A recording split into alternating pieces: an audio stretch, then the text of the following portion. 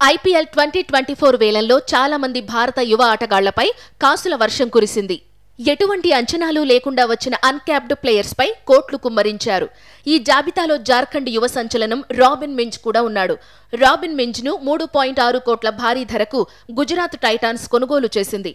20 లక్షల కనీస ధరతో వేలంలోకి వచ్చిన ఈ వికెట్ కీపర్ బ్యాటర్ ను సొంతం చేసుకునేందుకు Mumbai Indians, Chennai Super Kings, Sunrisers, Gujarat తీవ్రంగా పోటీ పడ్డాయి. చివరకు గుజరాత్ దక్కించుకుంది. కాగా ఈ డీల్తో ఐపీఎల్ వేలం చరిత్రలో అమ్ముడుపోయిన మొట్టమొదటి గిరిజన క్రికెటర్గా మింజ్ నిలిచాడు. 21 ఏళ్ల రాబిన్ మింజ్ జార్ఖండ్లోని గుమ్లా జిల్లాలోని ఓ మధ్యతరగతి కుటుంబంలో జన్మించాడు. అతడి తండ్రి ఇండియన్ ఆర్మీలో పనిచేసి రిటైర్డ్ అయ్యారు. ప్రస్తుతం ఆయన జార్ఖండ్ ఎయిర్పోర్ట్ సెక్యూరిటీలో పనిచేస్తున్నాడు.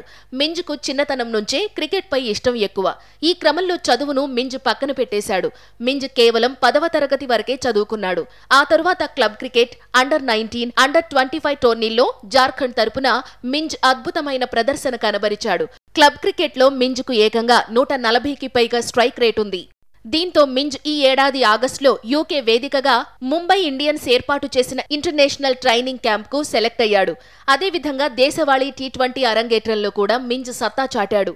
ఒడిషా వేదికగా జరిగిన ఓ టీ20 టోర్నీలో తన తొలి మ్యాచ్లో మింజ్ కేవలం 35 బంతుల్లో 73 పరుగులు చేసి అజేయంగా నిలిచాడు. కాగా మింజ్ టీమిండియా లెజెండ్ ఎంఎస్ ధోనీని ఆదర్శంగా తీసుకుని క్రికెట్ను కెరీర్గా ఎంచుకున్నాడు. అదేవిధంగా మింజ్కు బౌలింగ్ చేసే సత్తా ఉంది. గుజరాత్ జట్టులో వృద్ధిమన్ సాహాతో పాటు వికెట్ కీపర్ల జాబితాలో మింజ్ చేరాడు.